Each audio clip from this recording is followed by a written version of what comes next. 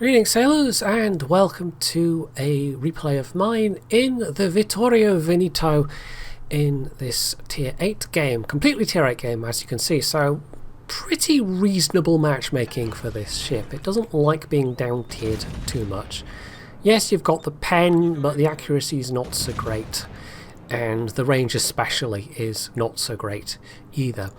And it doesn't even necessarily do as well as the Roma, which has a better Sigma and I think better stealth, although the range is the same. And of course the big difference between the two is that Roma also has high explosive shells and a better reload too. So this definitely feels like a less reliable ship than the Roma. The biggest upside really is that the smoke is very useful sometimes and will actually prove to be especially useful in this game at various points. But the SAP is sometimes quite handy as well. So I'm not honestly sure whether to call this a good game or not. It's certainly got some interesting bits, but I'm also going to make one particular goof where I get distracted by the wrong thing at the wrong moment. And there's certainly a fair few enemies that are making life easier for me as well. So, yeah, I don't think I would count this as necessarily a challenging game, even if the result is going to be quite close. I mean, this Amagi just giving me broadside, for example. It's letting me put the AP to pretty reasonable use. Well, as much as use as I could get out of it with the rather horrible accuracy of these guns anyway. I don't have the whatchamacallit, I would call it the mega module just then, that's not the right word. The special upgrade that lets the spotter go for longer, that's probably a really good choice on the Vittorio Veneto, just because your reload is your range is otherwise pretty limited for being a tier 8 battleship. It's 18 point something kilometers, and as I kind of intimated, when you're down tiered, that's not very nice. Now this might be slightly risky cutting in across like this, and it might have been if there'd been more destroyers, but I think I was reasonably confident at this point that, yeah, there we go. The other two have been spotted down in the south, so it was just that one, and it was more the getting spotted and getting shot at by the enemy battleships which would have been an issue. Now by the way, is one of the Harakaze 2s that have been on sale, which I cannot particularly recommend. It's the Harakaze hull with the, what is it, 127mm guns? It's the bigger, no, not 127mm, is it like 152? It's got like 3 single 152mm guns. It's not especially great. Nobody uses that on the OG Harakaze, and for some reason they decided they were going to sell a premium that only had those, so okay. At least they have pretty decent 10km torps, because, you know, Japanese destroyer. Now we do have 2 destroyers of our own here, which was maybe making me a bit more confident than I should have been.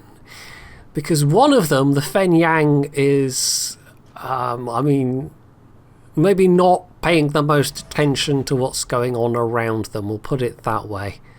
Not so much with me having to do a little honk at them just to be aware that I was coming round behind them, which, you know, I will readily admit was maybe not the best move. Although I was taking pains not to be shooting and not to be getting shot at, and thereby, you know, them potentially eating stray shots, because that's infuriating when that happens in a destroyer.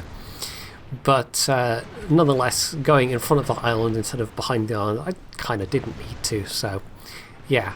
But still, we're going to see a bit more from them. We definitely will.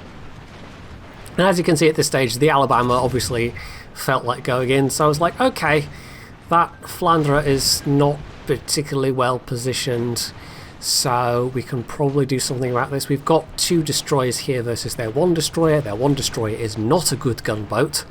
So overall this seems like a good opportunity to take out 2 of their battleships. So okay, let's go in. And obviously the Flandre is not doing very well. But as it turns out, the Amagi is going to be following up behind them, which is not something I would have guessed they would have done. I really, my expectation was that the Amagi would decide that, no, that's a bit too risky. I am going to instead pull a turn behind these islands. And you can see with my positioning, that's pretty much what I was expecting. There's also a Cleveland back there, but they don't have torps, so they're not that big of a threat. I was mildly concerned our destroyers weren't trying to hunt down that Harikaze, although I suppose with the Cleveland being around I can understand their caution. Anyway, clearly at this point the Fen Yang's like, yeah, I'm going to dive in at point blank range and try and torpedo this guy, even though there's 2 allied battleships like right there in the way. And so ended up bumping into me. This is almost certainly going to get the Fen Yang killed, and in some kind of desperation to prevent that from happening, I put all my focus on the Cleveland, and this is my big goof. I've got a perfectly broadside Amagi to take pot shots at right now, and I should have absolutely been firing at that, and instead my focus still on the Cleveland. The Fen Yang has managed to torpedo that wreck and is going to die, having done not a lot, so yeah, so much for that destroyer player. And the Alabama is now just about to go down as well. So with Fen Yang dying and me having basically wasted my turret traverse on trying to kill that Cleveland, I now have a bit of a problem in that that's an angry Amagi who is about to have my broadside. And that's very bad news in either the Roma or the Veneto, because that's a good way to get killed. Fortunately for me, I don't quite know, like, did they not wait for me to turn quite far enough, or did they just not aim in the right place, or did I just get really damn lucky with RNG?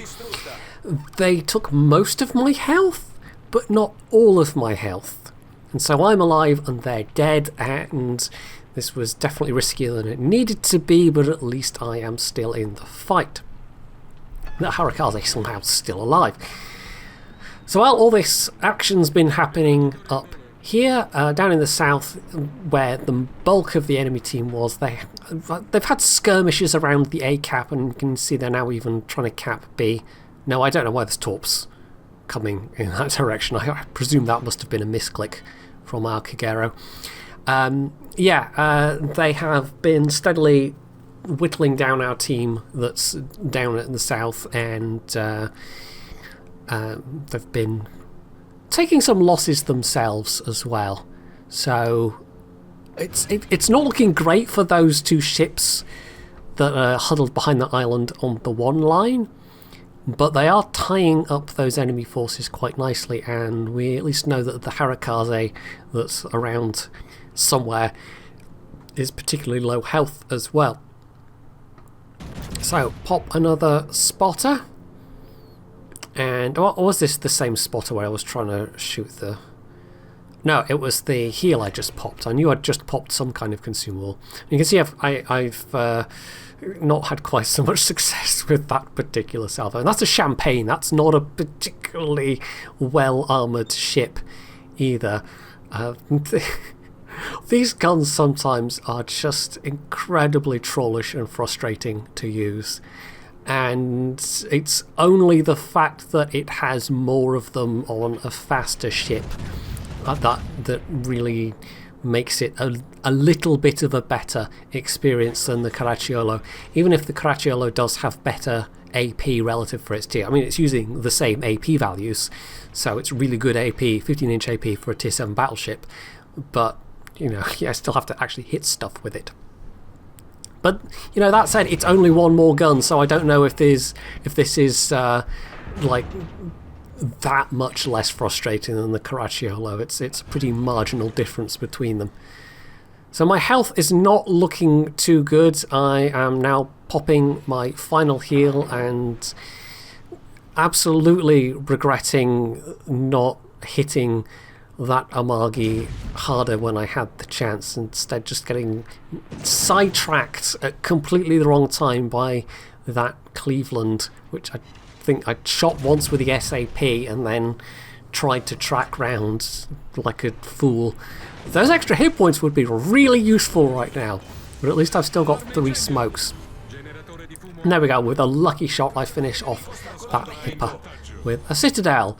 And a citadel, when they're at low health, as is so often the case with those kill shots on cruisers especially, you just can't quite get them and they're at low health, and then of course that's when a citadel happens. So there's a few healthy enemy battleships left, 2 of them to be precise, and of the other remaining ships, well, there's basically a carrier and a kid. The kid is dancing with the remains of the ships to the west and currently being harassed by our carrier to some extent, but the carrier is also going for this champagne as well, and there's also this enemy Veneto who's still quite high health as well, although nicely broadside right now. I'm basically using the smoke to maneuver unobserved and, you know, do a bit of hopefully surprise butt sex, and it was a decent strike, but it wasn't anything super amazing. That champagne's looking pretty rough at this stage, which is good. The guns on that thing can be pretty nasty, but it's only got 6 of them. It's not really a brawler by any stretch of the imagination. So if you're in a champagne and getting focused that hard, then you're usually not going to have a good time. So they're down to the Amagi, and now it's just this Veneto. And this is the point where I am seriously thinking of going for the ram. And it looks like this Veneto is also thinking of ramming. I don't know if someone said in the chat already, if that was during the little bit that I clipped out, but basically someone else on the team was like, you should ram him. And at this point that would be a good trade. We are really ahead on points. The Mainz would then be able to cap, and our carrier could potentially go after the kid. So I'm all in on this. I am down for this ram. The enemy Veneto is down for this ram. But it's actually not going to work out that way, because they're giving a perfect broadside to our Amagi. And so just before we boop snoots, that happens.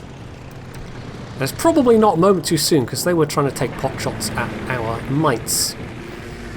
So I'm going to take some of these torps. The wreck isn't sadly going to eat all of them for me. I couldn't slow down soon enough. And I might even take a few more here just because I absolutely cannot dodge away. But we've sped things up a bit here, so I'm only going to take 1 because they were not fully aimed in. And fortunately for me, I've almost got my smoke back. I've sped all this up because it's basically me trying to survive a carrier at this point. And all that was left otherwise was the kid who's just been killed by our Enterprise. So we're just getting a little more damage off the Lex, but that's basically it as far as damage goes. I'll get a bit more in terms of air kills. He actually makes a fairly good guess there and takes me down to 1,500 hit points. Not a lot for a battleship.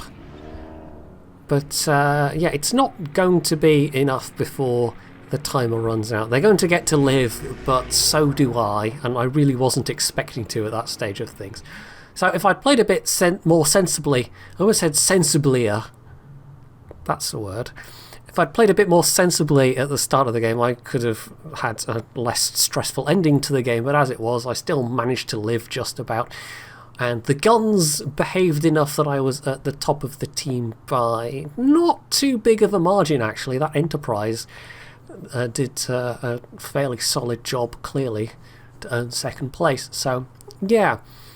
Not a spectacular game, and certainly not a flawless game, but I don't know, interesting, I hope? It's one of the more interesting ones I've had in the Italian battleships anyway.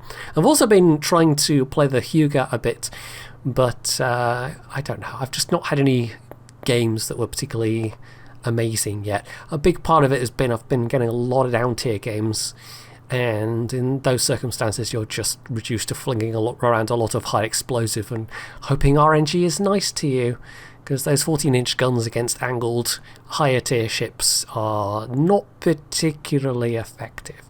But hey, it's still better than a California by any stretch of the imagination. I mean, the base reload is already better, and it gets a reload booster as well, so yeah, man, poor California. Wargaming did it so dirty, and I don't know why. Anyway, that's enough rambling. Hopefully you enjoyed this video, and if you did, you can do all the usual things down underneath it, and of course, as always, stay tuned for more.